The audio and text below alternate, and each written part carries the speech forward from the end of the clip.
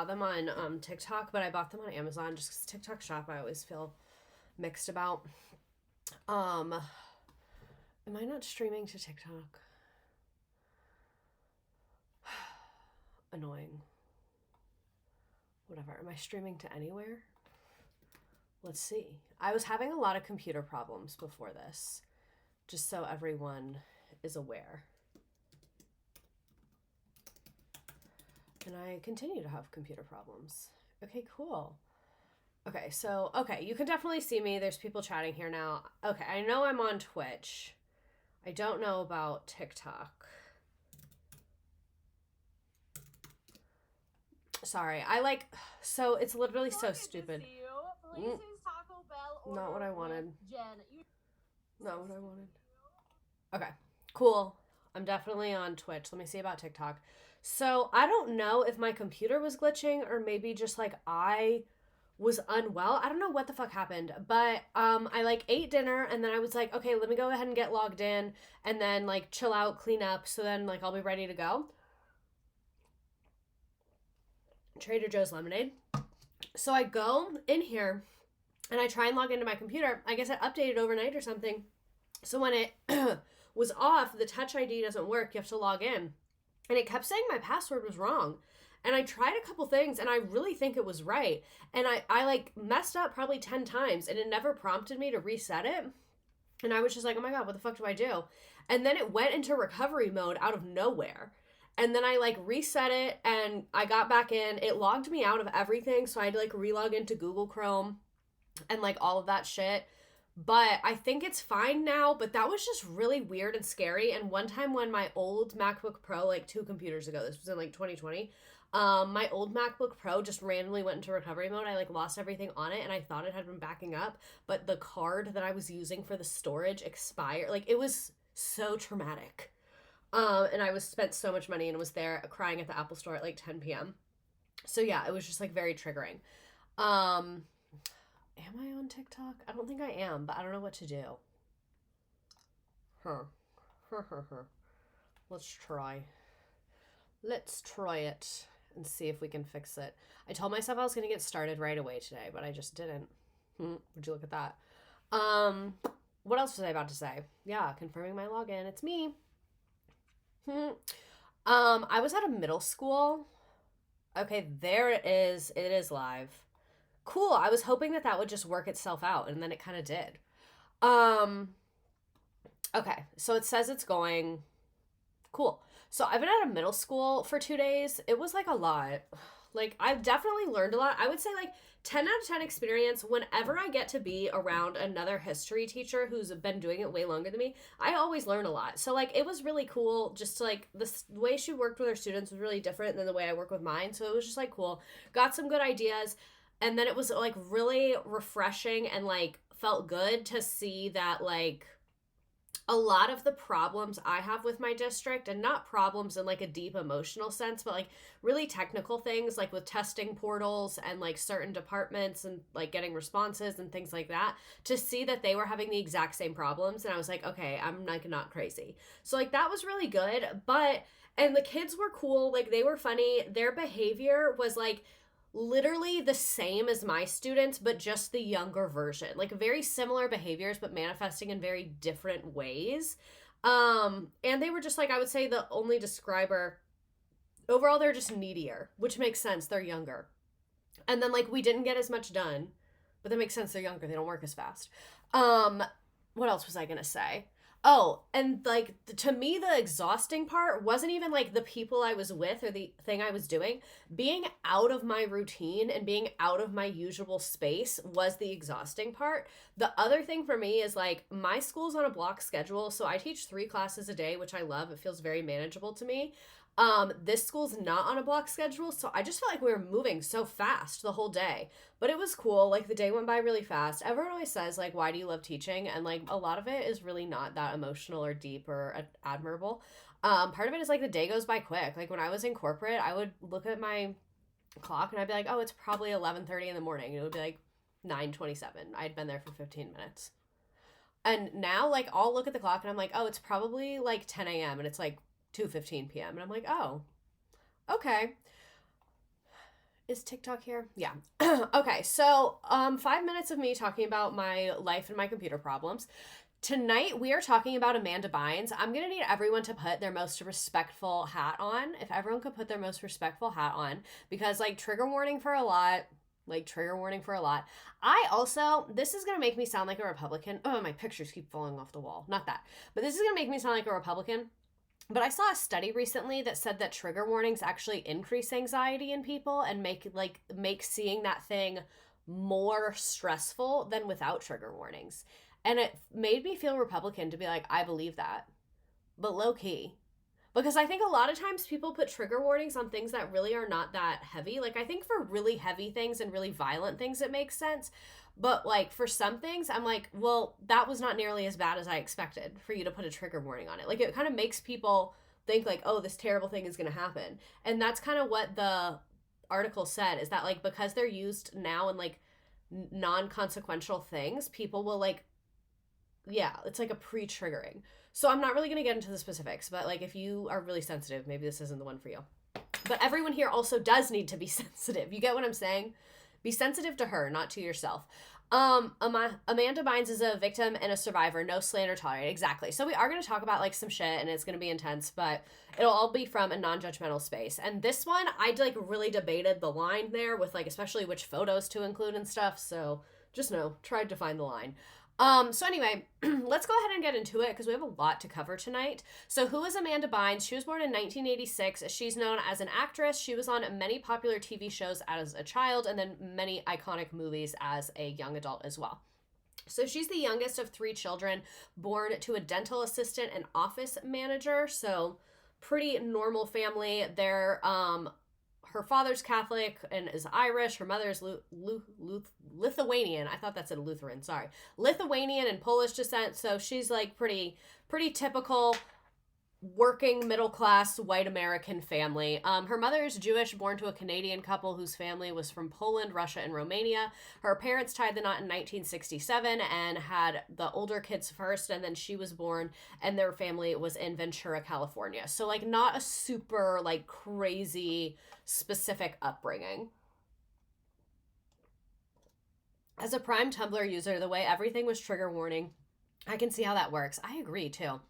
So she was born and raised in Thousand Oaks, California, which is a suburb of Los Angeles. While their children were growing up, they tried to keep Amanda's home life separate from her career in Hollywood. She was acting from like pretty early on. In interviews, they didn't divulge much information about where they lived or where their daughter went to school. Rick also thought keeping Amanda in Southern California was important, even when she had opportunities to work elsewhere. As a teenager, she was offered a job that would take her to Florida for 5 months of the year, and her dad says they turned it down because being close as a family was so key. I'm sure her parents, like, you know, it's Hollywood. Like, it seems like some stuff they're trying, but at the end of the day, if you have your child in Hollywood, they're not going to have a normal childhood.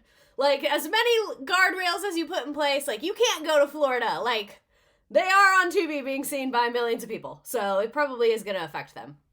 1967 is when her parents got married. She was born in 1986. Because she was the third kid, so she was born kind of when they'd been married a while. As the youngest of their children, she inherits her sense of humor from her dad, apparently, who also did stand-up comedy on the side. Okay, there it is. Failed career. There it is. There it is. And he encouraged her to pursue acting, and she began landing roles in commercials and local theater productions. So this is her when she's 8 years old. It looks like this is a local theater moment. That's kind of how she got into acting, was because her dad wanted her to. It appears. That's what I'm gathering. This is her in 1996 when she was 10. There's a lot of photos tonight. I'm trying to get more into the photos because the videos, like, they're good, but they just take so long, and then they often get clipped, you know? This is more of her acting as a child. Your immediate failed career. Like, I'm sorry, but it's true. Like, are you going to say I'm wrong? You can't say I'm wrong. She really is absolutely gorgeous. So let's talk about her acting career from 1993 to 2005. So again, she was born in 86. So this is from when she was 7, like it said. Local theater. Also, this is an Allen wrench, not like a weapon. I guess it could be under dire circumstances, because that's a lot. So anyway, she's 7, she's acting, starts in commercials and local theater, as many do. Do you make these slideshows? Yes and no. I used to make them. So I've been doing this stream for 3 years. For the first 2 years, I made them. Now I have an assistant. So basically what I do is I do like the research and gather all the sources and then put it in like a really disgusting, messy outline. It'll be like this video, this link, childhood here, then get into these specific movies she was in, find a clip of this, and it's like a rough outline, and then my assistant like makes it into really pretty nice slides, because that's honestly the part that takes a long time. Like doing the research and reading, I read really fast, so that part is relatively easy, and then a lot of times you'll see my assistant does like throw some little nuggets that she finds in there, which is always fun. So it's like, I would say content wise now, it used to be I was 100% me. And then now I would say it's probably like, depending on the week, because occasionally I'll be like, you got it, and I live react. So I would say probably in total, like 70-30, me, her. Yeah. You literally have a TA for this class. I love it. I know, because it's just like, takes a lot to do it, but I didn't want to stop doing it because it's so fun for me. So she's 7 years old. She is acting. She begins acting in a television advertisement for Bunch of Crunch Candies. Pretty good gig. Cut and Style Barbie and Taco Bell. So big names right off the bat. During her childhood, she also appeared on stage in versions of Annie, The Secret Garden, The Music Man, and The Sound of Music. She's doing commercials, she's doing local theater, and then she gets discovered. She attended a comedy camp at the Los Angeles Laugh Factory, also known as Where Her Father Failed. I don't know if that's true, but I'm assuming. This is where she received advice from Richard Pryor and Arsenio Hall. I know the name Richard Pryor. They talked about him in Broad City, but I don't know who he is. Oh my God. Today, one of the middle schoolers made a Broad City reference, and my jaw was on the floor. She goes, "In the club, we all fam." And I know it's a TikTok audio, but I was like, and she was very shook. I was like, "Do you even know what that's from?" And she was like, "I don't know, a show." And I was like, that show was mine when I was a little bit older than you. Such a good show. So, this is really good. They're Black comedians. Okay, that's what I thought. I knew they were famous people, and if they're at the Laugh Factory, that kind of makes sense. Yeah, isn't Pryor from the Salem Witch Trials? Yeah, but it's spelled differently. A Nickelodeon producer spotted her at her performance at the Laugh Factory, which prompted the network to cast her on the sketch comedy series All That. I loved All That as a kid. Also, sorry I sound disgusting. It's because I'm literally chugging this lemonade, but it's really good. She played various roles from seasons 3 to 6. So literally from the jump, she's like great at what she does. You can call her dad pushy, but you cannot call her untalented. She's not a Nepo baby because her father failed. Okay? The show brought Bynes considerable recognition. She won a Kids' Choice Awards in 2000, so at that point she was 14. And she was also a regular member of the series Figure It Out from 1997 to 1999. I feel like I just sound like liquidy. So this is her first and last moments on All That, which she was on for like 3 seasons. They used to make proper television in this country. Guys, listen up. Has anybody met Amanda yet? You mean Amanda, our new cast member? I'm afraid so. Wait a second, what's wrong with Amanda? Well, let's just say she's way too happy and perky. Oh, I hate happy and perky. She's so talented. Me, Amanda! Well, what's up? I just want to tell y'all how happy and perky I am to be joining the cast of All That. We're all gonna have such fun. Oh, are you sure? We are. Okay, now everybody gather around. Oh, come on, Goldilocks. Look, Amanda. I want veggie straws. Personal, but we don't like Oh to yeah, do she did come up with Keenan. that you are so funny. Don't you forget it. Come on, you guys have something for all. Yeah, she's super young here. I think she's like 10. Boys, I made you all a bunch of oatmeal and raisins. Evil that Dan Schneider made such great television while being awful. So true. And for the girls, stuffed animals. Lori Beth, I got you a bear. And for Elisa, a tiger. And for Katrina, a pretty pink bunny. Isn't he just too cute? Way too cute. 5 minutes. Show starts in 5 minutes. Oh, All right. I see you've Let's all watch met our new another cast one. member, Amanda. Isn't she all happy and perky? I just know she's gonna. Hey, come on, Daddy. Come on, Papa Daddy. Come on. Oh, well, hello there. You must be my new student, Trudy Welberton. Precisely. And you must be Principal Pimple. Pimpel. My name is Principal William Bynes Pimpel. Now, Trudy, I would like to welcome you to Delmont Junior High School's Gifted Student Program for extremely intelligent students. Even though I am the school's principal, Principal William Bynes Pimpale, Keenan's funny. class as I enjoy personally cultivating our school's most intelligent minds. The way he hasn't aged in I'm 30 ecstatic years. to be joining a gifted class taught by someone. So you get it. It's like a kid's show. It's like SNL for children. It's SNL for children. So at the age of 13, she starred in a All That spinoff called The Amanda Show. To have your own show at 13 years old, I'm so jealous. As a kid, I was jealous, and I'm jealous now. I'm 27. I don't have an Amanda Show. You know what I'm saying? I'm obsessed. And I get that this is not her driving it, but I'm just saying, if it was me. Anyway, a lot of pressure to have a full staff relying on you monetarily at 13, entire production studio, a payroll department. That's a lot. It would give me a complex. I'm gonna say that's probably why I never have had it and never will, because I already have a complex. So God is like, yeah, you're good on that. So the Amanda Show, this is your Amanda Show. It really is. It really is. If I had been born before the internet, I think I would have been one of those people that just stands in the town square screaming at things, at people. I think that would have been me. So she won 4 Kids' Choice Awards and 2 Young Artist Award nominations. So very iconic show. I was excited to do this because I also felt like her early stuff is like very nostalgic for a lot of us. The Amanda Show did have some weird ass subplots though. Do you guys remember the subplot about her mom being lost in a hot air balloon? Did I dream that? I don't think I did. I think that's real. This is the pilot. Moody's Point. Everyone, please remain calm. I've got to see the Amanda Show. I'm Amanda's biggest fan. And this is where Drake and Josh started, I think. Corn chowder. Hey, Get back in line. sir, apparently you don't realize who I am, please. My name is Penelope Tate. I just happen to be Amanda's #1 fan, please. Yeah. Everybody's her #1 fan. Oh, yeah? Does everybody have Amanda's face tattooed on their abdomen? Huh? You're going to the back of a line. I'm Dory though, so I barely remember I anything. have my own Amanda website. Wait, hey. Okay, only room for 3 more.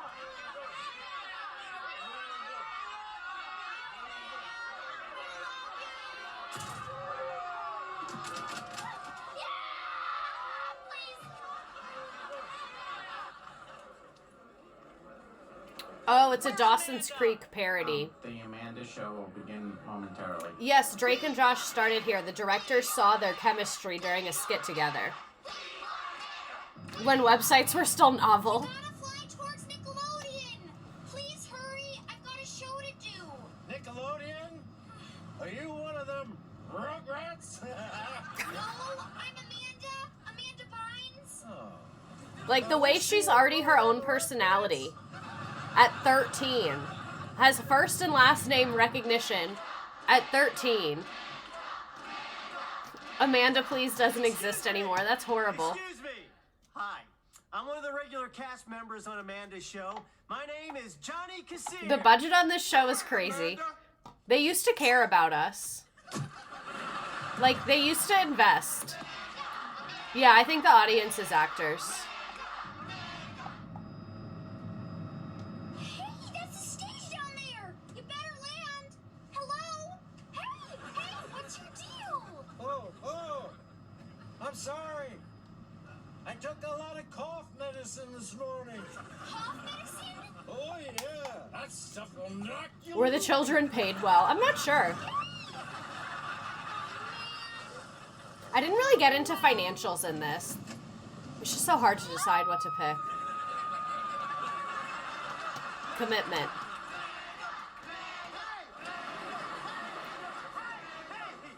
Listen. Oh, the pilot on Lean. Amanda, but I don't think it's necessary to... Oh, what? It's like a corny children's show. Hey, it's Amanda!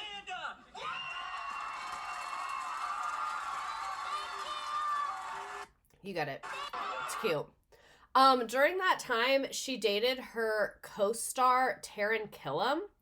Okay, I didn't know that. And future Saturday Night Live cast member. I don't think he's in that photo.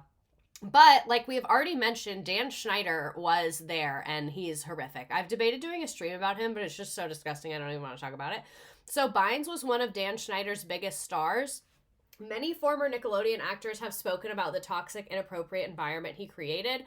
His shows were often known for having highly sexualized content involving young actresses. So, like, if you remember from Zoe 101, there would always be things with, like, toes and things like that. And then you even saw some of, like, pop for daddy, like, kind of the verbiage that they would have children use. It's just, like, a little bit odd. And I felt like they would always do it in a way that it flew over kids' heads. But I remember sometimes, like, my parents would, like, catch a glimpse of something and be like, what the fuck are you watching? Same thing in Victorious, iCarly, so much squirting liquids in faces. Like, yeah, Penelope Taint, exactly. All the Victorious content was wild. The amount of hot tub scenes, like, it's a lot that, like, as kids, I'm sure, like, you guys, I'm talking to you as peers because you grew up around the same time and probably saw a lot of these things, or you're young and seeing how horrific it is. I'm sorry about that. But as kids, we didn't really notice it. But now it's, like, very obvious to me. My mom got so sketched out when I watched this show. Poor Ariana Grande with the feet thing, especially how they made her act like a younger kid. I have done a stream about Britney Spears. So Schneider's shows were known for, like we said, having sexualized content. Bynes was frequently put in awkward, overly mature sketches. She has never publicly accused him of wrongdoing, but other former child stars have hinted at exploitation behind the scenes. So that felt like relevant to include here. So in 2002, Bynes made her feature film debut in the Big Fat Liar movie. I loved this movie as a kid. I kind of want to watch it now as an adult to see if it stands up to time. The film had mixed reception, but was a huge commercial success. She won another Kids' Choice Award for her performance. So now, when was this? 2002. So now she's like 16 years old, literally so successful. So successful. This is from The Big Fat Liar. I loved this scene as a kid when they're at, like, a costume store figuring out what to wear on their little sneaky children missions in Los Angeles.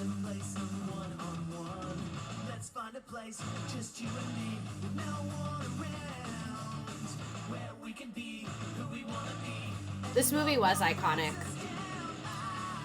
They put the dye in the pool. The Velcro jump thing. I told you there was going to be a lot of nostalgia in this tonight. The dress-up scenes in the 2000s were so good, right?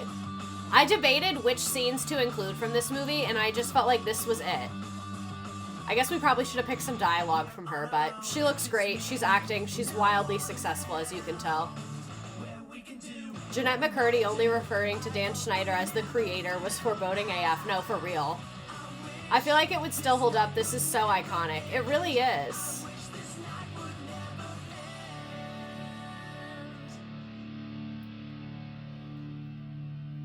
Just kids having a good old frickin' time. Here's another clip from Big Fat Liar so you can see some dialogue. Marty Wolf Pictures, please hold. We should just watch Can Big I Fat help Liar. you? Oh, we're here to see Marty Wolf. Do you have an appointment? I ask you, Astrid, what kind of sick world is this? When children need an appointment to see their own father?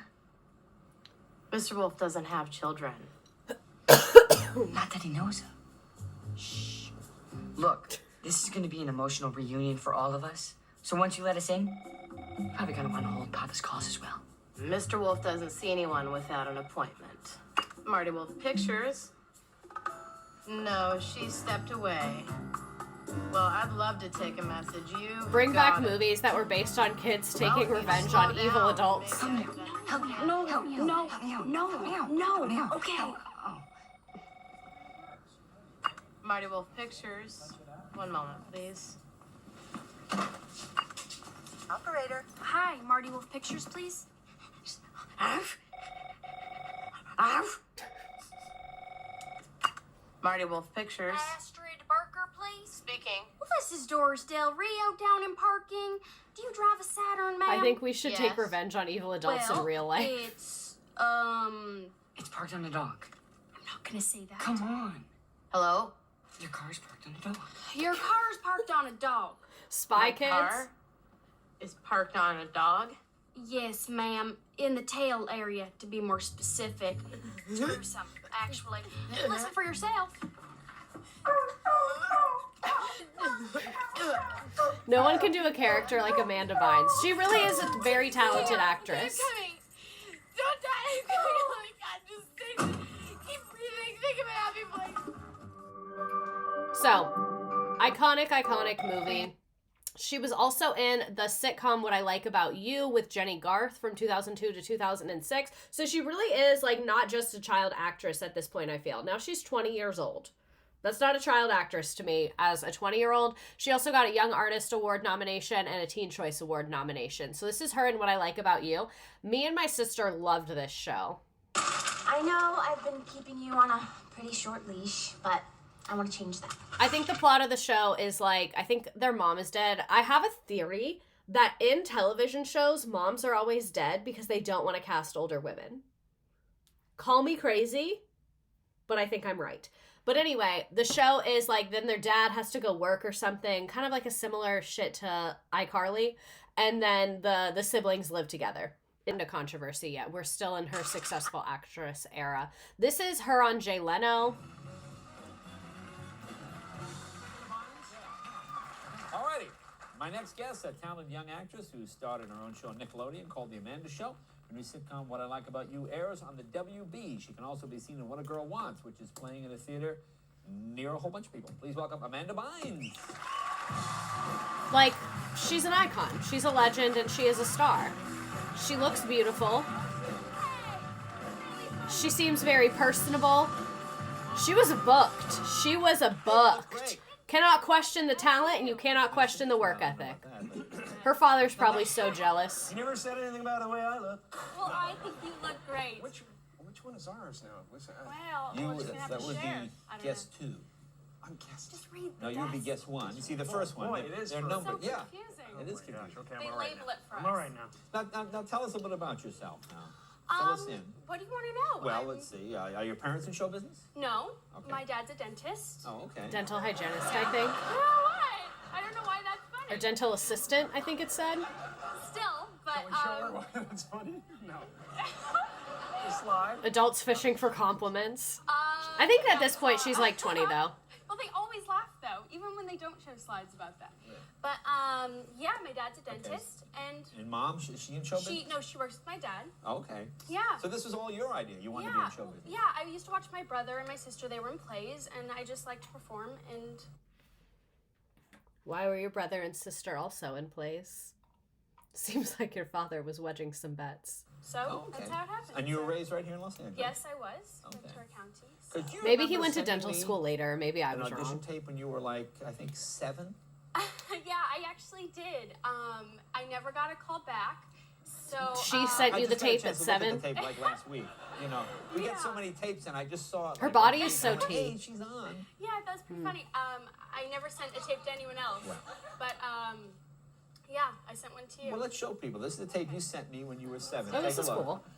Hello, Mr. Leno. This is Amanda. I sure hope you like my act. What? Oh, sure, I'll hold.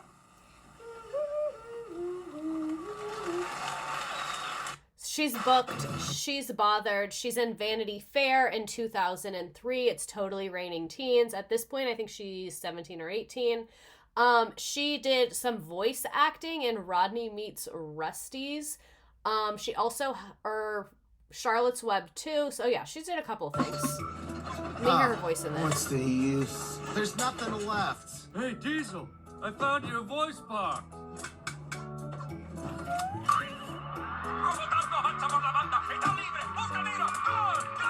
Yeah, whatever. I give up on this. Oh, it says start at 55. My dumbass.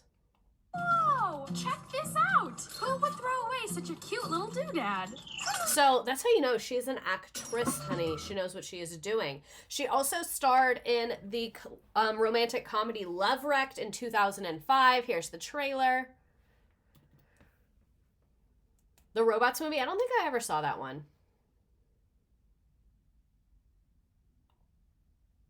Oh Jenny ever thought about, dreamed about, or wanted was Jason Masters, the hottest rock star in the world. Robots, the Communist Manifesto. I thought that was the Bug movie. You found out this was Jason's favorite resort, didn't you? Who doesn't know? To make him notice her. Promise you won't make a scene. As we speak, Jason Masters is checking in.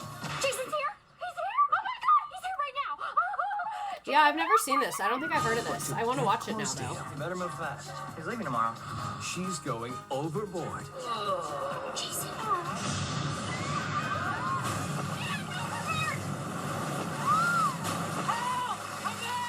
The music world is awaiting word on the whereabouts of pop icon Jason Masters. So she gets stuck on this deserted island with this And there are guy. reports that a mystery woman was lost with him. Jenny, We're marooned. would like the color? Now, we're doomed. There's nothing she won't do for him. We're gonna live off the land. What an icon. Except, tell him the truth. So, we get it. Mainstream stardom and hiatus, 2006 to 2010. She was named hottest stars under 25 in 2006. She literally looks incredible. The hair, the skin, she is absolutely glowing. And then in 2006, she starred in the teen sports comedy She's the Man, which is based on William Shakespeare's Twelfth Night. She plays a girl pretending to be her twin brother to play soccer at an elite boarding school after her soccer team at her school gets cut. And she got like really rave reviews for it. I loved this movie as a kid. Look who's here. Show her other stuff, and it's already been 35 minutes. So, She's the Man, great movie. Ellen jump scare. Let's skip over Ellen. She's on talk shows. She's doing the frickin' famous person thing. 2007, she plays Penny in Hairspray.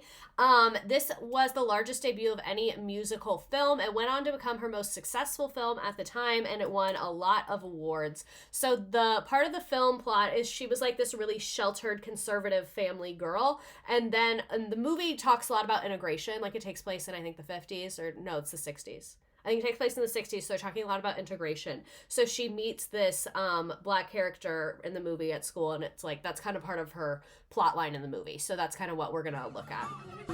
It's about this show, so there's a lot of music in it. It's a good movie if anyone hasn't seen it. So this is kind of a little more of her plot, like I was saying, and her mom.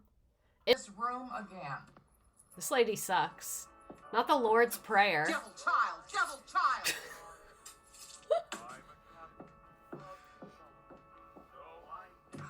I do want a memoir from her. And then he sneaks her out. And then she's like out with them. Yes, that actress is great at the insane mother roles. So I wanted to like get into Hairspray a little bit because I loved that movie as a kid and I really liked her character in that movie. So this is What a Girl Wants. So a couple years prior in 2003, but y'all wanted Ladies and it. gentlemen, the bride and her father would like to share a special dance. Every time we do these weddings, I see the father-daughter dances, and I can't help but think that I'm never going to get to do that. What I really need more than anything else in the world is to find my dad. 3,000 miles from home, Daphne Reynolds will find the one thing she's been So she's searching younger for. here. She's a teenager. An impossibly large bird falling off that wall. Her father. To you, according to this, I'm your daughter. You're not going to believe her, are you? She has a birth certificate, she has my photograph, and she has my eyes. The girl must stay here with us. Thank you so much, Lady Dashwood. No hugs, dear. I'm British. Is she there? Is she all right? Libby, how could you not tell me I'd fathered a child? The only thing we know about her is that she's an American teenager. Her hair My was sense really of good. her It first always impression was. is that she's quite mature for her age. She's well mannered. We did watch part of She's the Man. Soft spoken. And she always plays kind of like a sassy, quirky, like girl that tells it how it is. Not always. She actually has had pretty dynamic roles, but that was a very common one for her. So anyway, moving on, she won awards for Hairspray. There was going to be a Hairspray 2, but it was canceled. She teamed up with Stephen Barry's to create a fashion line called Dear in 2007, but it was cut short because the Stephen Barry's filed Chapter 11 bankruptcy. So that sounds like their fault and not her fault. Her next role was Sydney White, which was in 2007. It was a critical and commercial failure, but people love it. So, like, it didn't make the money they wanted. And people said Sydney White was a poorly adapted Snow White, relying on stereotypes for laughs. But a lot of people liked her performance in it. I don't know if I've seen this. If I has, it's been a very long time. She was in Living Proof, a Lifetime television movie in 2008. She was the voice behind Anna in a Family Guy episode. The Family Guy stuff kind of annoys me. I'm sorry, so I'm going to skip over this. In 2008, she began dating reality star Doug Reinhardt. She said, most guys I've dated started as friends, treat me like a friend, and maybe you can become a boyfriend. But apparently she dumped him for exploiting her celebrity status. I know that's right, set some boundaries. And he fired back, claiming the actress wouldn't even let me have a guy's night out without flipping out on me. That made me like her more. She was a booked and bothered. So I'm assuming she did the same Hollywood bullshit tutoring on set type of school. We'll get into her education stuff in a little bit. So in 2009, she was set to star in a comedy called Post Grad, but it was replaced by Alexis Bledel amid rumors that she was having difficulties.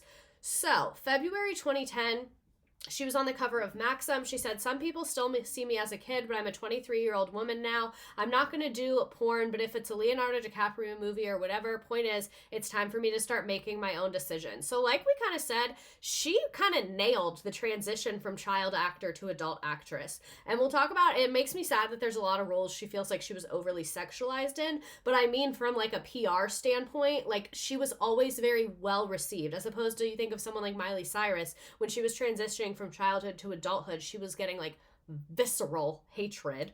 Then she was in Easy A. She started as Marion Bryant, who was like a Bible-loving girl at the school. She got a lot of praise for her performance. And this is some clips from her in this movie, like really iconic. As she got older, she was pressured to move from very family-friendly roles into more adult sexualized ones, i.e. the Maxim cover. Movies where she still leaned comedic, but Sydney White in Easy A, she said that she felt she was being pushed into roles that emphasized her looks. She later said that she hated seeing herself in Easy A and felt uncomfortable with how she looked on screen, which contributed to her quitting acting. So I just hate that. Like, I think I don't want to say it's part of being an actor in an insensitive way, but one of the reasons I would never want to like act or model or anything, not that anyone would ever fucking ask me to, but not having control over the way you look would be really like alienating and weird. And I, like what you said, like the Republican makeup, she had the sweaters, she had very short skirts in that. It looked like she had a lot of push-up bras on. Like they wanted her to be like the hot girl that's a Christian. And I can tell like that wouldn't be fun. That's kind of surprising. I've only ever thought of how funny she was in Easy A. Me too. And I think this is a great example of like, how do I explain this? Sometimes so much of something is in your head, and I don't say that to invalidate it, but I say that to like bring calmness to myself and others, that like, it's not okay that she was made so uncomfortable in this, and she should have had more like autonomy over how she looked and like been able to turn the role down if she didn't want to do that or whatever. But it, like, this is an example of like, I'm sure in her head people were saying worse things than people were actually saying, because I'm sure being in the media since you were so young, you see the worst of what people say. Just like the whole thing is fucked up in a very complicated way. Then she did another comedy called Hall Pass, but was replaced in that one as well. So this is like where we start to see her dropping out of some things, a couple red flags here. So tabloid harassment and body image issues. In the late 2000s, she started getting frequently targeted by tabloids who scrutinized her appearance, weight, and dating life. I'm going to skip over a lot of it. She later admitted that comments about her looks and she's the man led to body dysmorphia and an unhealthy obsession with plastic surgery. Instead of getting support, she was ridiculed for her weight fluctuation and clothing choices, which makes me incredibly sad. So you can see it's just like unflattering photos, destroyed by fame. She's crazy, not crazy, whatever. Like, you guys, you get it. We've seen enough of these streams to know how they talk about women. And then some other ones that are like very like sex focused and things like that. It's just a lot. I can see where that could contribute. And then you also have to keep in mind, Because I like, when you look at this, it's easy to be like, oh, this came out of nowhere. But it didn't come out of nowhere. This is years of her looks being picked apart and talked about. Imagine being 13 years old on the Amanda Show. You know they had meetings about her wardrobe. Of course they had multiple fittings.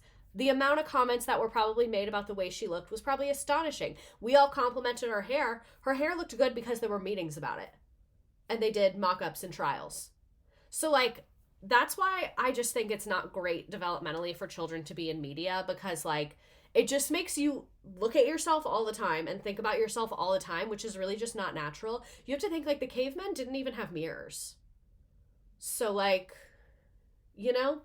And the diet culture of the time. So it's like, even though it's like nothing happened, there was no like big moment, no horrible movie, it was probably just the years and years and years and years of it. You know what I mean? It's to make you look at, it makes you look at yourself like a product. It really does. So in July 2010, she announced an indefinite hiatus from acting. She said, being an actress isn't as fun as it may seem. If you don't love something anymore, if I don't love something anymore, I stop doing it. I don't love acting anymore, so I've stopped doing it. I know 24 is a young age to retire, but you heard it, you're here first. Hashtag retired. So good for her. But not good for her. This is kind of when a lot of her troubles started. So in 2012, she was arrested for driving under the influence in West Hollywood.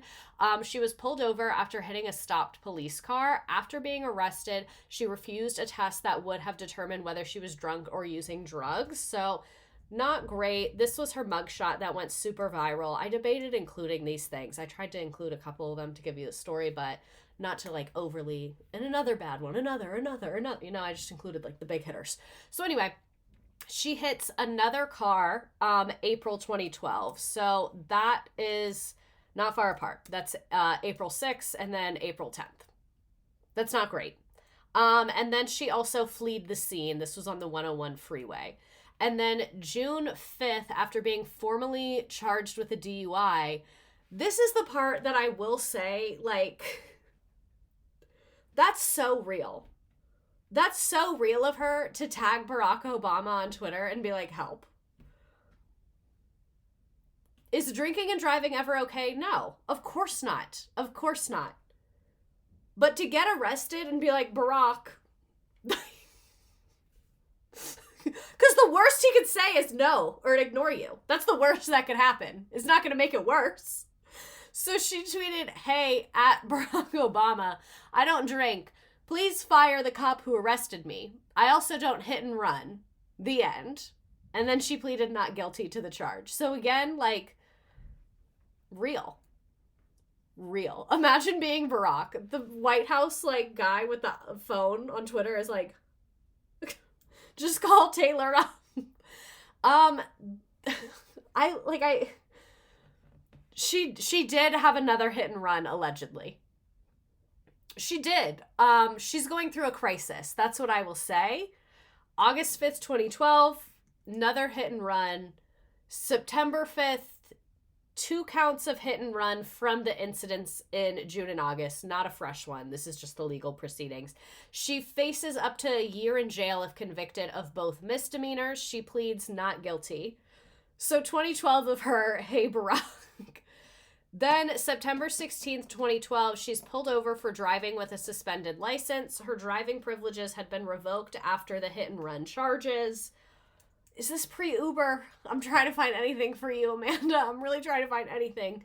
Then September 17th, 2012, Lindsay Lohan, who was at the one time the acting rival, I feel like, why do we have to pit 2 bad bitches against each other? We don't have to pit 2 bad bitches against each other. We really just don't. Public transit could have saved Amanda Bynes. My next TED Talk. Only. First. Let's not say only. Lemur Banana, subscribe for 22 months. Thank you. So anyway, Lindsay Lohan tweets, why did I get put in jail and a Nickelodeon star has no punishment so far? Okay. I guess that's why we have to pit 2 bad bitches against each other, because Lindsay Lohan did it.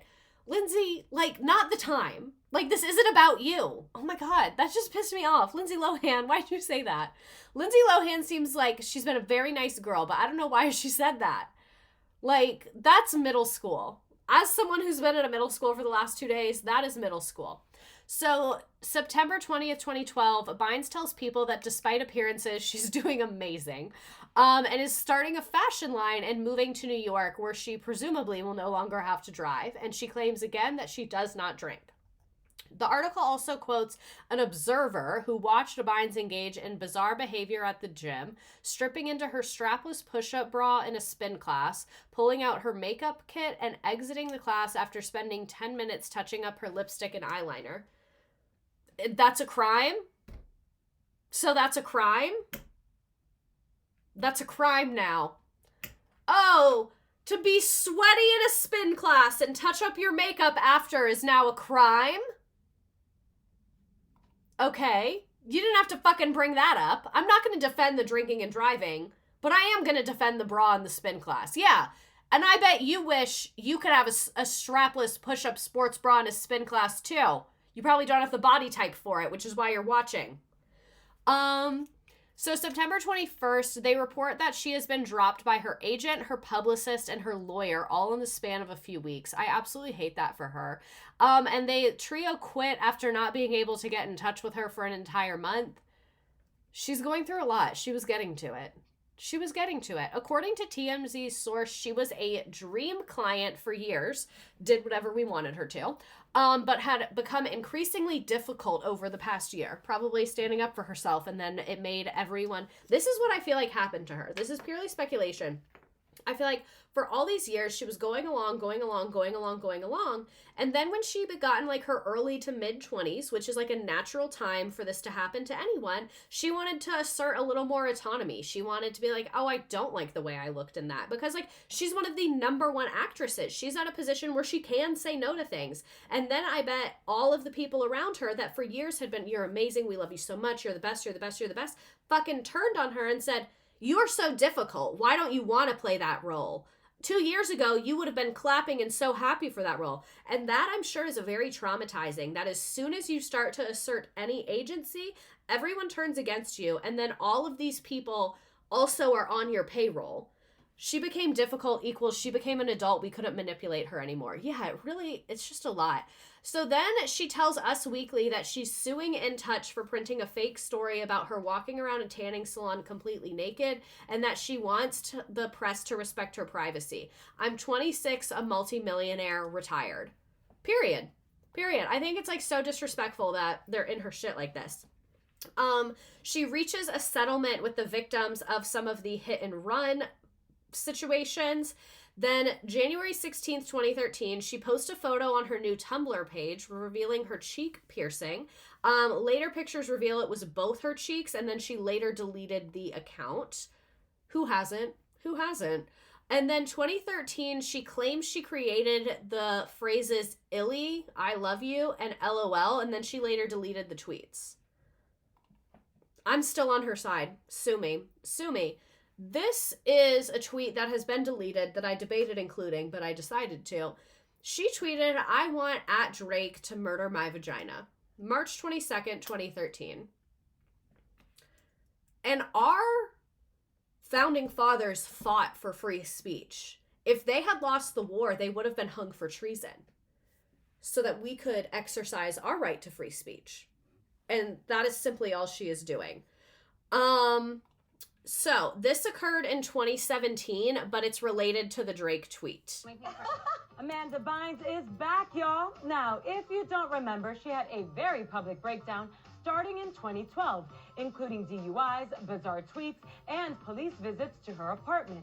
Well, now she's sitting down with Holly Scoop and talks about everything from making a comeback to her wild past. So let's jump right in and get to the good stuff first. And let me say, there's a lot of good stuff. Remember in 2013 when Amanda tweeted out she wanted Drake to murder her vagina? I wonder where she stands on Kendrick now. Right? Well, turns out Amanda was serious. I actually wasn't being insincere. I was like saying, murder my vagina. Yeah, she was sincere, but there's one big catch to that. I was serious, but I was also on drugs. I just really wanted you guys to see where she goes, I was being sincere, I was serious, but I was also on drugs. Because I think she's like, that's so real. That's so honest of her. So that was my way of saying, like, let's do it, man.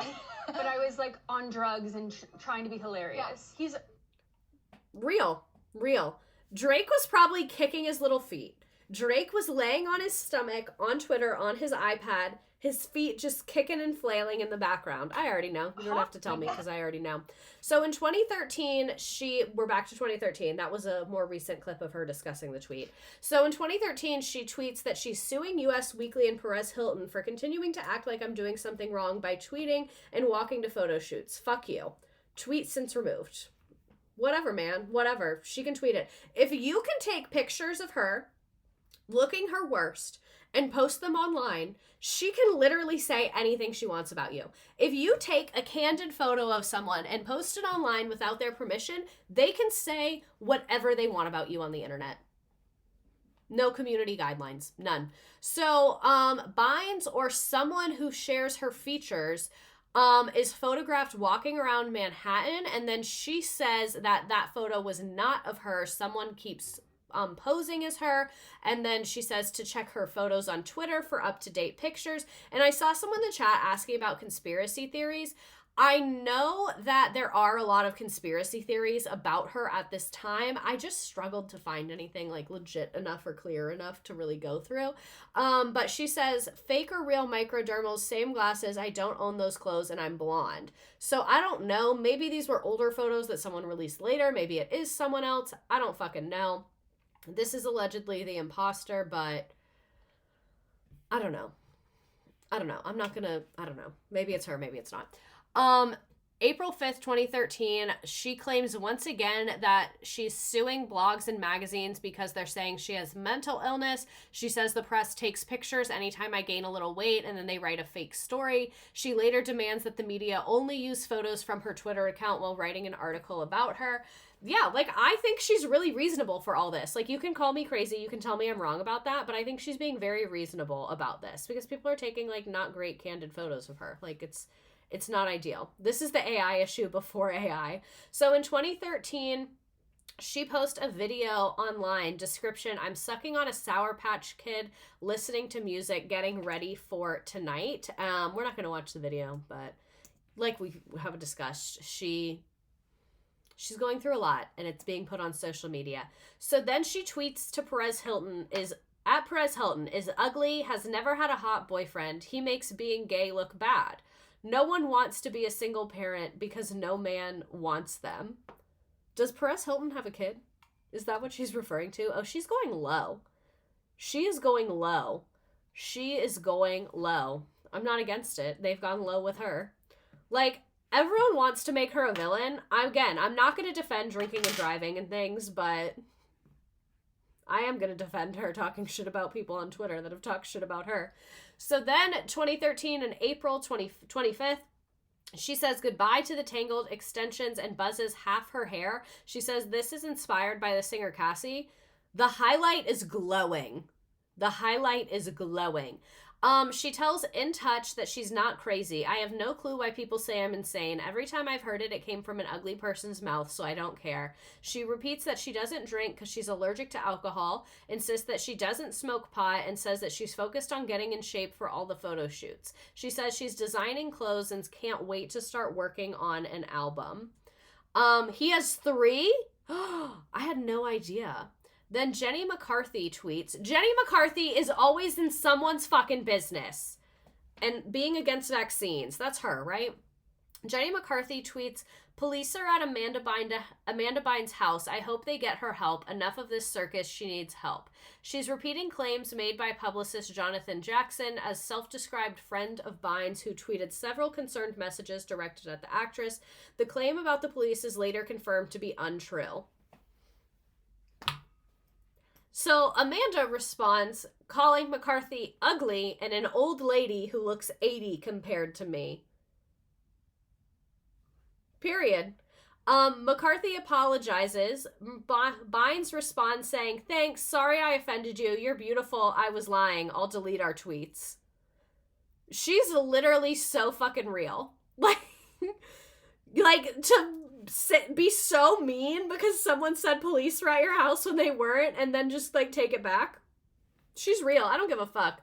Bynes admits on Twitter that she had a nose job to remove skin that was like webbing in between my eyes. She then deleted the tweet. Like, she's tweeting, she's deleting. She's tweeting, she's deleting. Like, it's fine. We've all been there. She pleads no contest to driving with a suspended license and is sentenced to 3 years of summary probation. She's ordered to pay a $1,400 fine. Her DUI case is still pending. And then this is her at this time. Extension's looking great. Like, I've seen people looking much worse. And then there was this newspaper article, Amanda's almost hookup, smoking in bed, weed was everywhere. Did she kill anybody? And isn't this in California? Isn't weed legal? Like, is this a good look? No. Have 90% of people probably looked like this at some point? Yes. Like, it's not that serious. And then she had, like, her feet were super dirty and had some bruises. Like, she was in the club, and then she smoked in her bed. Like, I'm not saying that this is the picture of perfect mental health, but I am saying this is not, like, a violation of the Geneva Convention and, like, the most horrible thing anyone's ever done. She's in court. She's wearing a lot of wigs and extensions. Then May 23rd, she's arrested on drug charges after allegedly tossing a bong out of a 36th floor window. And then she is taken to Roosevelt Hospital for a psychiatric evaluation, then spends the night in central booking and heads to court the next morning, all while still clad in the platinum blonde wig. The mugshot reveals her natural hair to be close cropped and light brown. She tells the judge that the object she threw was just a vase. So like I said, I debated including pictures. She said, I only smoke tobacco. I don't drink or do drugs. I've never had a bong in my life. I just need to get another nose job after seeing my mugshot. Real. Again, I'm not going to defend. Even a vase out the window is super dangerous. Obviously. 37 is the bad number. Actually, wasn't she living in NYC? Yeah. This is New York. This is in New York. But was weed legal in New York in 2013? I don't think so. I don't know. But anyway, whether it was a bong or a vase, you still shouldn't throw that out the window. It can hit pedestrians and it's dangerous. But the tweet is funny. I will stand by that. She takes to Twitter to tell her side of the arrest story, claiming the report are all lies. She says the police found no pot on her and there was no bong outside her window. She also claimed that one of the officers sexually harassed her by slapping her vagina, which I believe. I believe her. Maybe it was a muscle spasm. Maybe it fell off a balcony. Maybe. Then Bynes lashes out on Rihanna. Lashes out at Rihanna on Twitter. I do not stand by this. I think it's never okay to make jokes about a domestic violence situation. I'll let you read it. I don't even want to repeat it. So yeah, Bynes' tweets later were deleted. I don't know why she did this. Also that day, Bynes tweets that she's suing her own family for money laundering and unethical manager work, saying that she's no longer speaking to her parents. She said, I would rather them be homeless than live off of my money. And then she went wig shopping. So again, real. She then tweets that she's suing NYPD for illegally entering my apartment, lying about drugs on me, and lying about me tampering with non-existent drug paraphernalia. Then I'm suing for being put in a mental hospital against my will, then locked up overnight for coming home after a facial and working out with the trainer like the good girl that I am. She repeats that she's allergic to drugs and alcohol, and then notes saying that she looks forward to a long and wonderful career as a singer/rapper. And then later said that the Rihanna tweets were fake, and she said, Rihanna and I met, and I'm sure we'll be in a music video together one day. She is not doing great. She's not doing great. I'm not going to lie to you and try and say that she's doing great, because this is not the best situation. So this is what she tweets May 27th, 2013, or screenshots or whatever. So this is kind of like a summary of what we just said. But for once and for all, this is the last thing I'll say about the mistaken arrest. She's suing. The judge saw that there was no drugs on me. The judge saw that I was wrongfully arrested. You can't lock up an innocent person. Looking forward to her long career. She's having a time, as I call it. And one of the many blessings of not being famous is that when you have a time, it is not memorialized and is not commented on by millions of people, I guess, as we're doing now. So we're kind of the problem. But I think we're doing it in a nice, empathetic way. She also claims that she's suing TMZ as well as the officer who allegedly sexually harassed her. She says she will not press charges. His punishment will be being the cop who was sexually harassed someone who would never find him handsome enough to be my boyfriend. Period. A lot of people, okay, chat saying she's in psychosis. I'm not a doctor. Throwback to tweet longer. Oh, I forgot about that. Then she says the Obamas are ugly. Zac Efron is ugly. She's just kind of calling everyone ugly. Like, Rihanna's catching strays. The Obamas are catching strays. Zac Efron's catching strays. Everyone's just catching strays. She said, can you hold back from living out your dreams? There's a surgery for everything that's wrong with you. Like, I think she is like fucked up about the way she looks because of spending her childhood the way she did, and she's just like taking it out on everybody around her. This is her in June of 2013. Very 2013 core. Some more tweets. I was born with webbing in between my eyes. I had to have surgery to shave it down. I consider myself to be a hero, to just now have it surgically removed. I had to share my story with you. So like we talked about earlier, she said that a lot of this made her like addicted to plastic surgery. This is the era of plastic surgery that we're seeing now. Then July 2013, deputies detain her after she allegedly started a small fire in the driveway of a stranger in Thousand Oaks, and she was put on a 72-hour mental health evaluation hold. So I don't really know the context of her being put on this hold. I'm sorry, I had to laugh, but the chat that just said Malia and Sasha Obama are like, why am I in it? Very funny. Anyway, this poor girl is in her 20s and is being compared to her 13 to 16-year-old self constantly. Can you imagine? I can, and it seems absolutely horrific. Amanda was allegedly mishandled by a producer and had a schmorsum when she was 12, allegedly. Yeah, there's a lot of stuff out there, some of which we'll talk about things that she's said, that where, like, some of it's conspiracy, some of it I'm sure is true, some of it I don't even know if she wants to speak on. But anyway, here's another picture of her during this time. I tried to find ones that were, like, not her worst moments. Bynes' parents filed for a conservatorship of her after that fire leading to the psychiatric hold. Her mother was granted temporary conservatorship over her affairs. My nose is so itchy. So this is her with her parents, and if we recall, before this, she had tweeted that she wanted to sue her parents for mismanaging her and that she never wanted to talk to them again. So them being her conservator, not great. So if you don't know from the Britney Scream, a conservatorship is a legal arrangement where the court appoints someone to manage the affairs of another person. So basically, you lose your rights as a person. You cannot vote, you cannot open bank accounts, you can't do things like that because you are so impaired that someone could take advantage of you if you were doing that. So this is for people that have like Alzheimer's, maybe their child or their spouse will become their conservator to make sure that no one's like using their social security number illegally and shit like that, basically. So it does have a place in society. I don't think you can vote because you don't have like rights. Let me look it up. Maybe I'm just wrong. Can you vote if you have a conservatorship?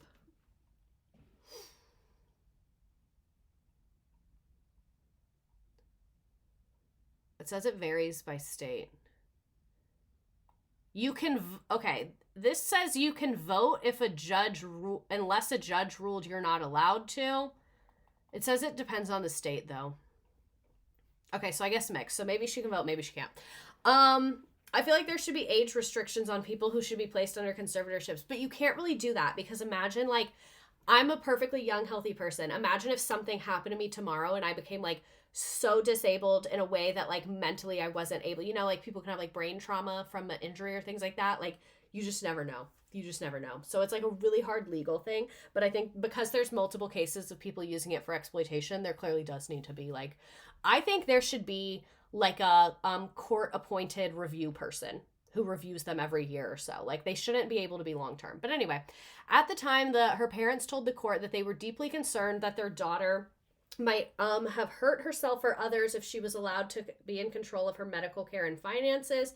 They said Bynes had engaged in disturbing behavior and was convinced that she was being watched through smoke detectors and her car's dashboard. Her parents feared that she was also planning unnecessary and dangerous cosmetic surgery. They are typically bad. Yeah, it seems like they're not great. I'd recommend reading The Disabled History of the United States. That does sound good. But like, I feel like the way we do them is bad, but them as a concept could be done well. But like so many concepts that could be done well, we're doing it bad. So this is her in February of 2014.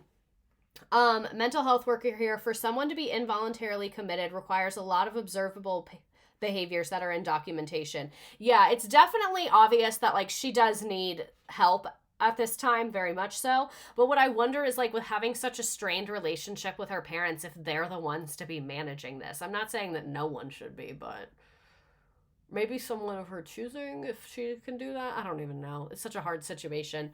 So then she struck a plea deal in her 2012 DUI case where she hit the police vehicle. She pleaded no contest to reckless driving, but the DUI charge was dropped, and then she was put on probation for 3 years.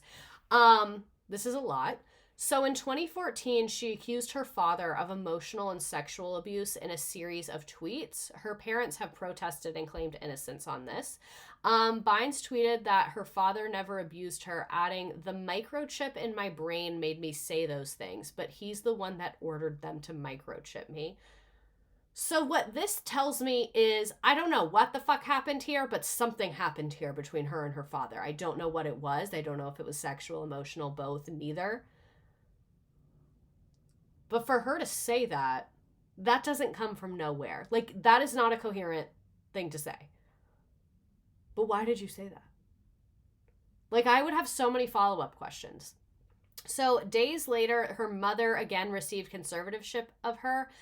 Soon afterwards, she announced that she had been diagnosed with bipolar disorder. So in a series of tweets, she initially accused her father of abuse, saying he was verbally and physically abusive to her as a child. Elsewhere in the tweet, she also claimed sexual abuse, but then later retracted and said he never did any of those things. And then she deleted the tweets. But in some of the tweets said, "He called me ugly as a child and then asked me if I wanted to have sex with him, and I didn't know how to respond, and I said no. Then I was forced to live with my dad, which is a total nightmare." And again, like, she's in a drug-induced state. Maybe she is talking about someone else. Maybe this is the truth. I don't know. But, like, this is a lot. She said, "My dad fondled himself in front of me so many times that I started recording him on my phone in hopes of catching him saying or doing something inappropriate around me so I could get him arrested and put in jail for the rest of his perverted life. My mom knows that my father literally and physically incestual towards his own daughter, and the fact that she never called the police on him embarrasses me to no end. Today I'm meeting a lawyer to get a restraining order against my dad." You don't just accuse your dad of that out of nowhere, and retaliation isn't enough of an explanation to me. Yeah, this is just very, very intense. And like I said, I don't know if this is 100% true. I don't know if maybe she's referring to someone else because she retracted it. But like, the deepest part of me knows you do not say this for no reason. You do not say this making it up, because this is the thing, like, even when you're at your worst, there's parts of your brain that are still based in the reality of your trauma in your life. So that's what I mean. She was definitely abused by someone. And maybe she's saying dad and is thinking like fatherly figure, like maybe it was someone in the industry. Like, I don't know. But I do believe her. That's what I was wondering, if it was Jan Schneider. But I believe her. She took it back. So whatever she feels right now in this moment is what I believe. So in a statement shared with E through her attorney, her mother and dad said they were heartbroken to see these statements. These allegations stem from Amanda's mental state. They have no basis in reality. And then, like we said, she later backtracked and said the microchip in her brain made her say those things, but that her dad ordered the microchip. So maybe I'm reading too much into it. Maybe by microchip, she means like media, her career, her experience of being like a product, not a person. That's where I'm thinking. And then maybe she's saying my dad didn't do that, but my dad ordered me there where that happened. That's what I'm picking up from this. Maybe, like I said, I'm not a mental health expert. I'm just a person. But I don't know. And then like we said, there appears to be drugs involved here. This is her in 2014. Actually, that looks like it's before 2014. I don't think that's right. So anyway, following a temporary conservatorship in late 2014, a California court made her mother the conservator again. The decision came after a judge extended her stay at a treatment facility by 30 days. According to legal documents obtained by People at the time, her mother was given control over this estate in October. Is it possible or confirmed that she's paranoid schizophrenic or something? She said bipolar at this point. I could see the microchip being an allegory for pushing her into the industry. The microchip thing. Yeah, this is just a lot. She's a lot. And then she say, I'm suing In Touch for lying about me. I'm not insane. They lied about me. I'm suing Star Magazine. I have the best lawyer. She's literally just going through a lot. And she posted, like we said, that she's bipolar and manic depressive. But several hours after the statement, she seemed that she did not intend to do that and said that someone had been tweeting from her phone. And again, like, who's to say she's wrong? Who's to say? And then this is a photo of her from July 2015. She was on a night out at a launch party in Los Angeles for a fashion thing. Amanda is doing great. She appreciates all the love from family and friends. Okay, interesting. And then in August 2018, the conservatorship was filed to continue until August of 2020. It seems like they are really loving her in a conservatorship. And this is true. She sounds very paranoid. The microchip one is a common schizophrenic delusion. I can see that, where it's like, that would be a way to explain all these moments where you're like not in reality and not yourself. And her mother is in charge of her conservatorship at this time. So November 2018, her cover story and accompanying interview for Paper magazine was a monumentous occasion. Bynes spoke candidly about what she had been through over the years, including what she described as a period of drug addiction. She said she definitely abused Adderall. She shouted out her parents for helping her achieve nearly 4 years sober in 2018. So in 2015, that means she is sober here. It seemed like she got sober sometime in 2014. There are gateway drugs, and thankfully I never did heroin or meth or anything like that, but certain things you think are harmless might affect you in more harmful ways. Be really careful. You could lose it all and ruin your entire life like I did. So she's saying she was addicted to drugs. She also stated that I'm really ashamed and embarrassed of the things I said. I can't turn back time, but if I could, I would. And I'm so sorry to whoever I hurt and whoever I lied about, because it truly eats away at me. That would be so hard. Getting sober off of like an experience like this seems so difficult physically and emotionally. So there's her in the Paper magazine cover. She looks really good. Like, I'm going to be honest. She looks awesome, in my opinion. I guess they covered up that little face tattoo moment looking thing. Heroin is not a gateway drug. It's literally a VIP pass to addiction. No, she was saying like she did the gateway drugs, but she never got to the hard drugs like heroin or meth. Like, I think she was, if I had to guess, because people had said stuff about weed, so I guess that. And then she said Adderall and probably like the usual things that people do, like Xanax, things like that. She does look really, really healthy here, and I really like those shoes. Looks good. 2018. She also started experimenting with cocaine and MDMA, but she said the drug she abused the most was Adderall. So, like I said, it seems like she did not get to the harder stuff like heroin or meth, thankfully, but she was doing, a lot. It's so funny that weed was seen as a gateway drug then.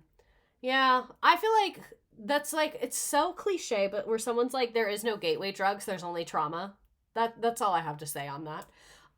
Then in 2018, she said she was considering returning to acting, but nothing happened at the time. Here's another picture of her in December 2018. And then March 2019, it's reported that she entered a mental health facility to seek treatment for a stress-related relapse. After a few troubling months, she checked herself into a Los Angeles area rehab in January. The stress of attempting a comeback had allegedly caused her too much stress, and she was also reportedly receiving treatment for drug addiction. So unfortunately, it seems like she had a lot of sobriety for like 5 years and then did experience a relapse, which happens to a ton of people. Most people relapse multiple times, but good on her for going to rehab, and seems like this one was a little less intense than the other previous situation that led to rehab. So she graduates from college after 5 years in the Fashion Institute of Design and Merchandising in California. She wrote on Twitter, #graduation. She enrolled in the school in 2014, but was kicked out after horrendous arguments with classmates, and she returned in 2017. Oh, right. Didn't this school closed? Fidum. So here's her at graduation. Good for her. Good for her. Like I said, we would get back to her education. Obviously, she was busy being a superstar, so she had not gone to college earlier, but she got her degree. Love that leopard suit. So this is her speaking out about her mental breakdown. And now to our GMA cover story, that revealing new interview with Amanda Bynes, the actress opening up for the first time about the breakdown that forced her to step away from the public eye. And what was behind it? Paula Ferris is back with the story. Hey, Paula. Hey there, Michael. Good morning, everyone. Bynes said that everyone thought she was the good girl, but at a very early age, she started experimenting with marijuana, which then led to a dark road of drugs and depression. Why are they always But blaming today, marijuana? Amanda Bynes is sober, and she's saying she's sorry. Former child star Amanda Bynes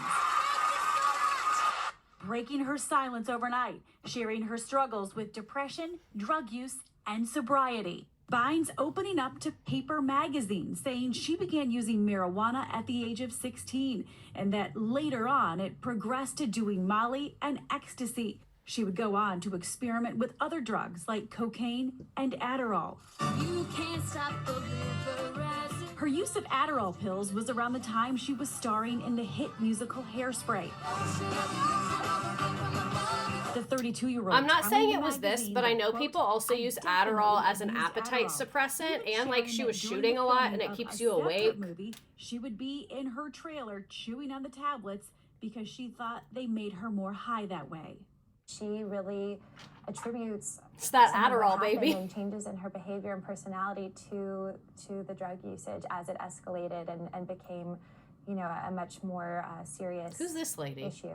And she says she went into a deep depression for 4 to 6 months because I didn't like how I looked when I was a boy. Real. And after her work Being in famous is not EA, developmentally the actress appropriate. says, I saw it and I was convinced that I should never be on camera again, and I officially retired on Twitter, adding, I was high and I was like, you know what? I am so over this, so I just did it. But it was really foolish, and I see that now. I was young and stupid. It was during her I feel like she's self-imposed blaming exile herself from a lot, Hollywood which that makes me Bynes sad. says she felt adrift. I got really into my drug usage, and it became a really dark, sad world for me.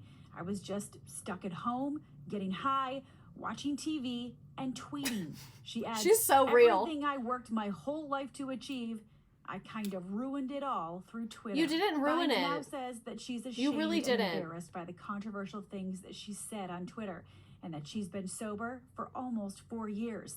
This is sort of her wanting to tell her story, kind of close a chapter that was difficult, move on, and start the next phase of her life and career. So many For adults Bynes, failed this her. next chapter is one she's optimistic about. I have no fear of the future, she says. That's good. Because she's been through the worst and came out the other end and survived it. Yeah, I hope It's she's only read up Jeanette from McCurdy's book here. too. They should be friends, She is now probably. going to fashion school and wants to get back into acting the same way that she did as a kid, with excitement. Okay, so that kind of brings us to what we talked about now. So then, like we said, just to bring you back to where we were, she did relapse March 2019, but then graduated June 2019. So I'm guessing it was like a short relapse. She was in rehab. So now we are in 2020, sudden engagement and then allegations against fiance. She announced an engagement to Paul Michael, a man that she met in rehab. Okay, like love is love. Maybe we like take that relationship very slowly. Like love is love. Be in love. You met at rehab and you're in love. That's great. I'm happy you met each other. And we're just going to take that so slow. We're just going to take that at a snail's pace, that relationship that we started in rehab. I think we're just really, we don't live together. We maybe see each other once, twice a week. I think that like we're good there. But then she later accused him of using drugs and watching disturbing material online before quickly retracting the statements. She's quick for a tell and retract. I will say that engagement ring is very pretty. Quite a large ring. Also like the manicure with it. Not the rehab engagement. Yeah. You're supposed to be single for a year after getting sober. I have heard that. I'm not familiar myself, but I have heard that. Let's make friends, not fiancés. I think that's a great strategy. So they split 3 weeks after announcing their engagement. And then 2 days later, she revealed they were back together. And she said he was her love. And then this is, oh yeah, you can see my ring. My ring is gorgeous. It's really hard to like see it on the camera, but it's very simple, which is exactly what I wanted. Because like, I know you guys see me with like the housewives ring, which I don't have on right now, but like you wear this till you're literally dead. Like I'm very traditional in that sense. So I wanted something like super classy and simple. And I actually like was not involved in the picking out of it at all. And it's exactly what I wanted because I'm God's favorite. So anyway, they split and then get back together, and COVID's about to happen. So rough for them. I'm concerned. I will just say I am concerned. Just the energy from this picture, I am concerned. I'm just jarred. I'm very, very concerned. Ma'am, I'm concerned. I'm just concerned. And then they announced that they're expecting their first child together in March 17th, 2020. So for sure. And she shared a photo of the baby's ultrasound. And then this is her at an IKEA, I presume. That is an IKEA. Yeah. And then on May 4th, she said that she is not pregnant, but is still engaged to the love of her life, Paul. So this is a lot. This is a lot we're unpacking. We're engaged. We're broken up. We're back together. We're pregnant. We're not pregnant. I do not know if there was a miscarriage or maybe a misunderstanding. I don't know. I do not know. This is a picture from her around this time. Unclear what exactly happened here. Yeah, this is not feeling like the most stable version. And then the US, I think the magazine US Weekly, they broke the news that they were not married, even though they posted what looked like wedding rings, but they're not legally married, because I think at this point she's still under a conservatorship, and I don't think you can get married under a conservatorship. And that's what's interesting to me is like, why aren't they doing anything? His name is Michael Paul, or Paul Michael. It's Paul Michael. His first name is Michael, or his first name is Paul, his last name is Michael. Cause like, if you're under a conservatorship, why are they not doing this? Was this when she started speaking differently and more slowly? I believe so. Another picture, why is he always wearing a hat? Why is he always wearing a hat? Why is he always wearing a hat? Then February 2022, she filed to end her conservatorship. She filed to end the conservatorship of her person and her estate to be terminated after nearly 9 years. She also filed a capacity declaration with the Ventura County Superior Court due to the fact that some conservatorship cases require updated health records about the conservative's mental state. According to the court documents obtained by Us Weekly, Bynes' psychiatrist noted that the former actress had no apparent impairment in alertness, attention, information, or processing, or ability to modulate mood and affect, and suffers no thought disorders. The filing states that Bynes desires to live a life free of constraint after transitioning from a structured community for women in 2021. So it seems like shortly after that, she was in a structured community for women, which seems like perfect. I cannot think of a better course of action for her being engaged to that man than a structured female living environment. That sound, yep, I'll take a structured community for women. No, I think it's probably like a semi-independent living space, so probably for people with like various sober living, like health issues, I don't know. She is also consistently tested negative for illicit substances in her system.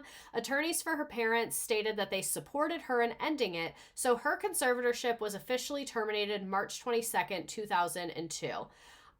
Wait, was the bipolar disorder sufficient evidence to place her under conservatorship? Because Brittany said they lied and said she had dementia. Well, I think it was also because she was arrested so many times as well. I think that was a contributing factor. I think we already saw that photo. But anyway, I'm very happy for her that her conservatorship is over. I think it's really great that her parents were supportive of her ending it.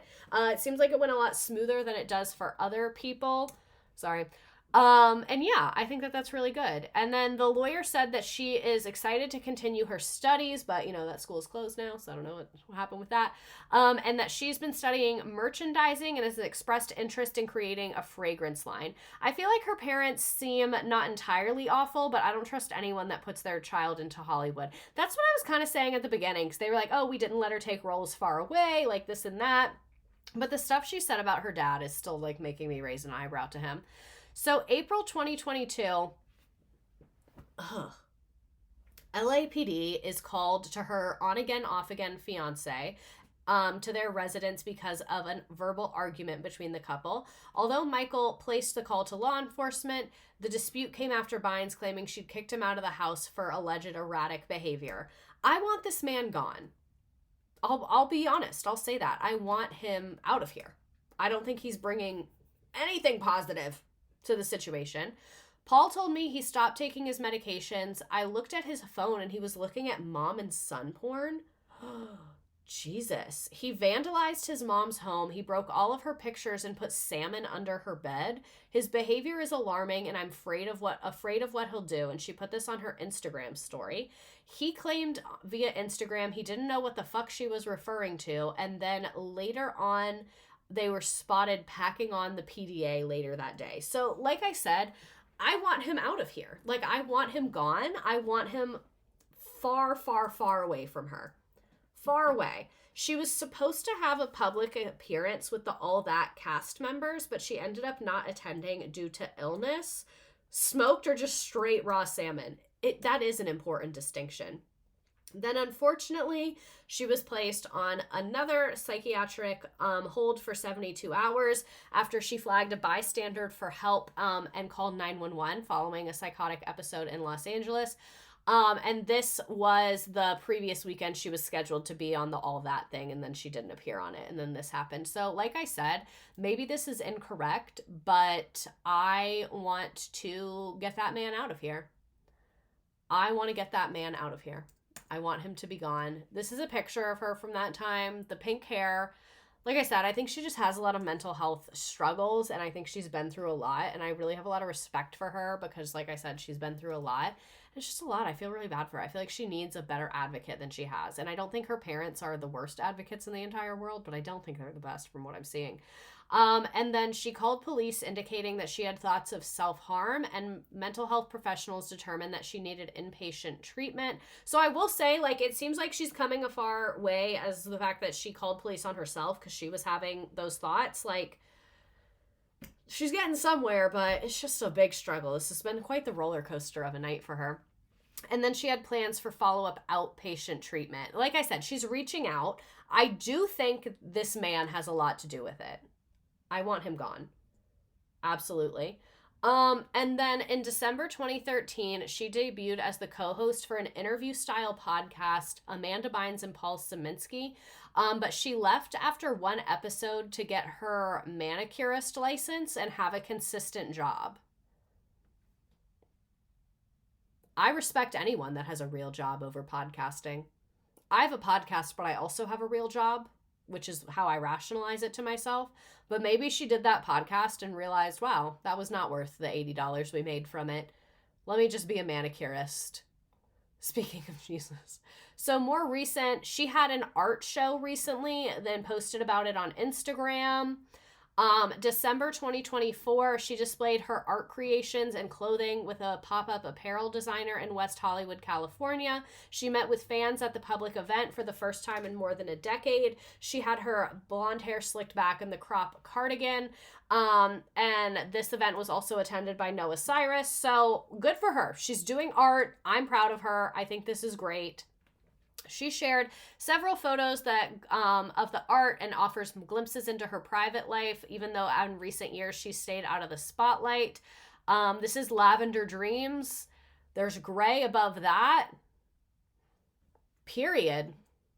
I love when women make art. She has this heart face tattoo, which I really want to get on board with, but I'm just having a hard time with. We've seen before. She's into the wigs. She's into cutting her hair. She's into the extensions. So that kind of brings us up to today. So like I said, she's doing art. That seems to be where she is. I don't like that this didn't have like a happy ending, but I think it's just like really, that's the name of the game. Like, this is her life. It's been tough. It's the eyebrows for me. I can't even look at this picture. Let's go back to the art show picture. That's where we'll hang out. She's just had a tough go of it, and I really feel for her. She's an incredibly talented woman, and I think we should all say a prayer tonight that she finds the peace that she deserves. She deserves to be happy. She deserves to live a peaceful life, and I really just wish that for her. The happy ending is her being alive. That is a phenomenal point. The happy ending is that she is alive, and in December, she had an art show. She had an art show in December, and I am very, very happy for her.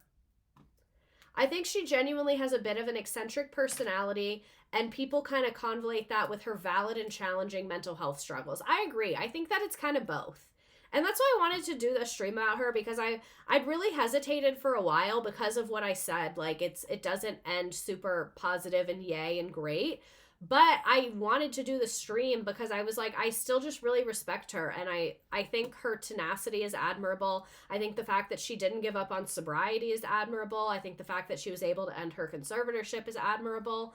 I think that she's just like, has been through a lot of things and has gone through it because she's a person. Like, she's a regular person who's been through a lot.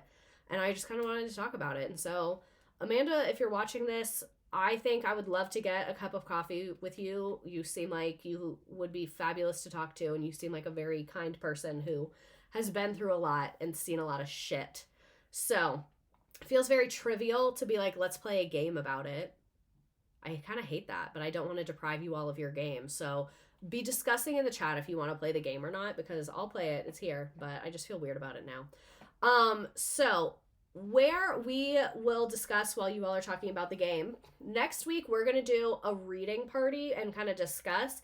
If you don't know, there's a Reddit Am I the Asshole, where people will post long stories where they're upset about something and be like, am I in the wrong for this? So like, one of the ones that I'm going to try and include, and then I'll have you guys submit ones as well, is there's this one where a lady is married to this guy. They've been married for like 10 years. They have 3 kids together. Before her and him got married, he was married to a different lady who tragically passed away. Horrible, I know. They were at a party together, but like, you know, you have a wife who dies very young, you get remarried, like, he never had kids with the first wife, they were married for a short time, she tragically passed away, like, horrible. He went on to get remarried, have children, whatever. They were at a party together, and at the party, I want my other sweatshirt strap. So they're at a party together. At the party, someone asked him a question about like grieving and whatever, and he says in front of all these people, if my first wife walked through the door right now, I would give it all up and leave with her. And this lady is like, am I the asshole for being offended at this? And I think she's not the asshole for being offended at it. I think that he is like warranted in having that feeling, but that's not something you say, A, to your wife and the mother of your children. Not the thumbs up. That's literally horrific. And B, in front of all of these people. I think that that's absolutely horrifying. Absolutely horrifying. Oh my God, it was so nice to catch a stream. Been really hard due to the time zone difference after moving, but sending you all the love from Japan. Thank you for being here. Thank you for being here. That made me so happy. All right, let me do a poll about the game because I'm seeing most people say yes, but I saw a couple people said no. Game? No game. Game. There we go. The thumbs up. Like, it literally couldn't be worse timing. I've turned it off a million times. It says turn off reactions. I turn it off. They come back on. All the time. Alrighty, so far game is winning by a lot. I will say, I don't think the questions are, like, of the worst moments. At least when I looked earlier, it was made a while ago. But anyway, we'll go ahead and do the game because a lot of you are saying it, and I think that we're kind, reasonable people, and I hope she would be chill with it. She's a comedian. So, there's the link in the chat. There's the directions on the stream. So, if you have any good Am I the Asshole threads that you've seen, feel free to email them to me. I don't think anyone likes the Apple Live React things. I don't think anyone asked for that. And can we discuss what the fuck did they do to the Photos app? What the fuck did they do to the Photos app? I'm pissed. Pissed. Ugh. But anyway, go ahead and join the game. I put the link in the chat. The directions are on the screen. You don't need an email. You don't need an account. You don't need to spend money. I'm not trying to get your data. Nothing of the sort. You don't need to download an app. You can do it in the browser on your phone. You can do it in a new tab. And it's just a little game over the stuff that we talked about, and then a little collaborate board where you can put memes or whatever. The fucking Photos app is horrific. Ugh, I know I kept talking about food earlier, but I am really full right now because I did eat an entire steak. But I ate the steak like right before I streamed, so you know how sometimes you're full but your brain doesn't realize it yet? That's what was happening to me when I kept talking about the food. But now my brain is like, you ate actually a steak and a half and a bunch of vegetables and an avocado. You're good. Is an avocado a fruit or a vegetable? I think it's a fruit, right? Is it? I don't know. The Photos app is horrible. It took me so long to find my favorites and I was struggling. This was a good stream. I will say I stopped promoting the stream on TikTok because it just got shadow banned every time and it would just piss me off because I would put like a lot of effort into the video and then it would just like always get shadow banned and I was like, okay, that's fucking great. Thanks.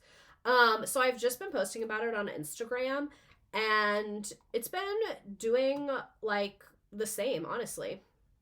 Oh, I say that TikTok restricted my live again. Discussing drugs, and I put it as adults only. I always do. They don't care. Nobody cares. Technically, it's a fruit, but similar to a tomato in use, like culturally a veggie. I eat an avocado almost every day. Love an avocado. Any updates on the house? Yes. No, it's not too personal. I just haven't been talking about it because I'm just like so paranoid of jinxing stuff. And I'm gonna make like a long form video once the process is done, and I'll put it on YouTube of like what I learned and stuff. So I told you guys we put an offer on a house, and then we ended up pulling out because there were problems with the foundation. We put in an offer on a house a couple days ago, and we're like in process on that one. So like things are looking pretty good right now, but I'm like hesitant to get my hopes up. You know what I mean? An avocado. Thanks. I attend this stream like it's a well-paying job. Me too. The way my admin was like, can you come to an EOC review night? And I replied, no, on Tuesdays, I have to be at my other job. That's literally what I wrote in the email. And then they were like, we actually are going to do it on Wednesday. And I was like, then yeah, I'll be there. But anyway, let's go ahead and play our frickin' game. If you haven't joined yet, it will let you join late. Heart, you raised a hand. Can I help you? It will let you join late, so don't feel like you're left out if you haven't joined yet. I did the beach one. I felt like the music was kind of happiest. I need to start eating the bee pollen because the allergies are coming. I can feel them. It's March. It's happening. It's just a non-paying job. I make a very small amount of money. Actually, if I factored in paying my assistant, no, I don't. Whatever. Worth it. Fruit is a scientific term. Vegetable is a culinary term. Oh, okay. Oh, great point. This is my enrichment time in my enclosure.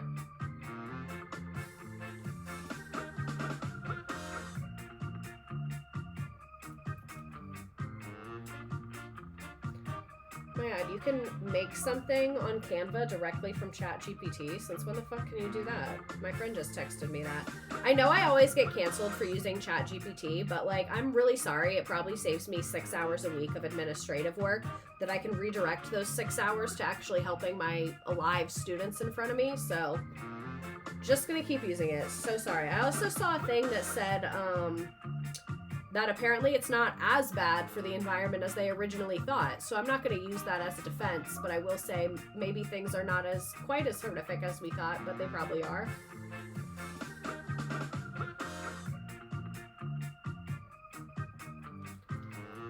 That was a hard question. This is also my socialization time. Okay, so I got these new lashes and I want to show them to you. I don't know how I feel about them yet. I just like rub my eyes so they're really red. They're magnetic, so let me show you. Look, this is not an ad. I was talking about this at the beginning and then I got distracted. They're like 2 little pieces and they magnet together like around your eyelash. Should I take them off of this one? Okay, I need to like put them back together the correct way or else they'll get fucked up. And I really like them because they're easy to put on, but they don't stay on as well as the other ones. Ugh. What question are we on? 5? But yeah, I got them on Amazon. I was talking about it at the beginning. Let's go ahead and land that plane 2 hours later. I got them on Amazon. I saw them on TikTok Shop, but I didn't know about that. So I got these on Amazon. They were pretty cheap. And I like them, I think. Especially for like this, when I don't feel like doing like a whole thing. But if I'm like going to be on camera, I like the way the lashes look. And then I can just take them off before bed. Because that's the thing, like you can reuse these because it's not glue. The answer is Def in the question on the last one. You're welcome. Just like when I do that to my class. You're welcome. I think the reason people get anxiety from trigger warnings is no one ever says what the trigger warning is for. Like, is it for guns or a suicide? Real.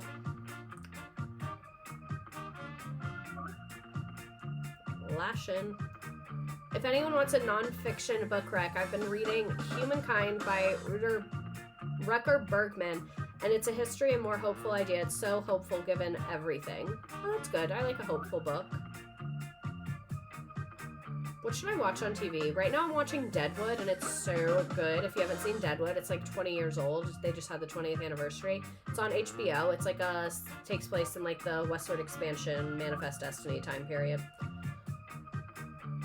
And some of it's based in history and some of it's made up, which is my favorite kind of show.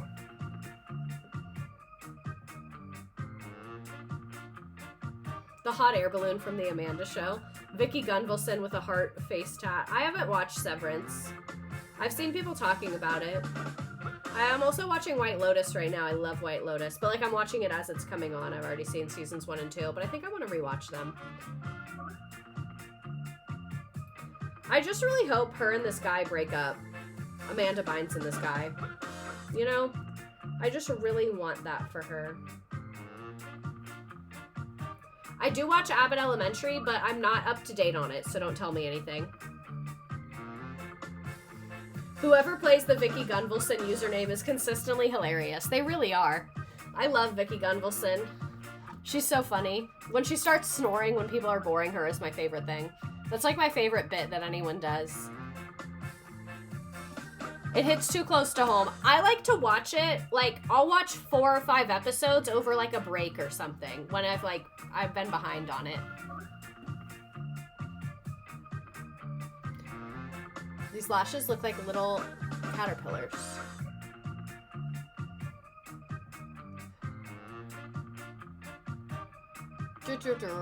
Alrighty, let's see who won. Load. The hot air balloon from the Amanda Show, Saturn Cat, Somber Goose, TJ, Rubina, Caitlin, KJ, Vicky Gunvalson with a heart face tat, Elon Musk, Xenia Andrews, What's Going On, Elizabeth, Scorpion, a Walmart trollop. Oh shit, what's wrong with my scroll?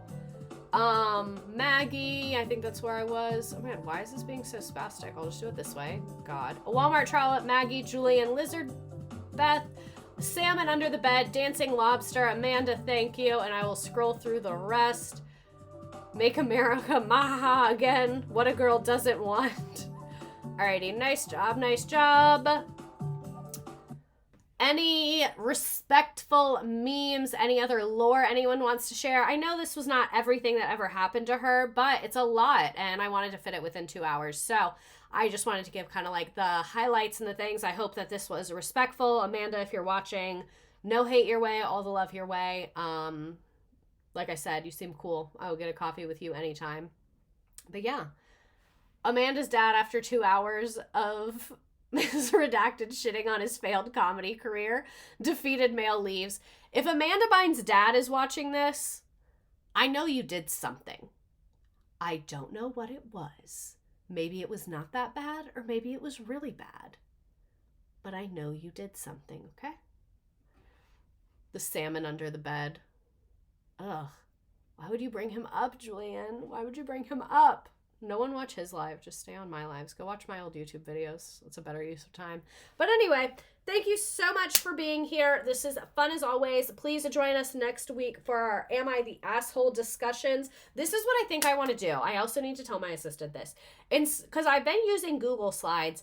I want to do it on Nearpod, and then after each story, we'll have a poll, and you guys will vote. Are they the asshole or not? That's what I need to do. Let me text my assistant right now and make sure that we get that together on the Nearpod. But anyway, thank you so much for being here. I love you more than anything on the planet, and I will see you next week. If you have not donated or shared Dr. Chauffion's GoFundMe, please, please, please, please, please do that. Even just putting it on your Instagram story is super, super helpful.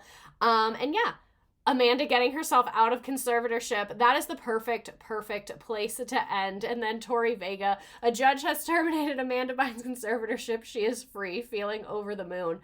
All right, so great memes, great respectful memes. Have a good night, everybody, and I will see you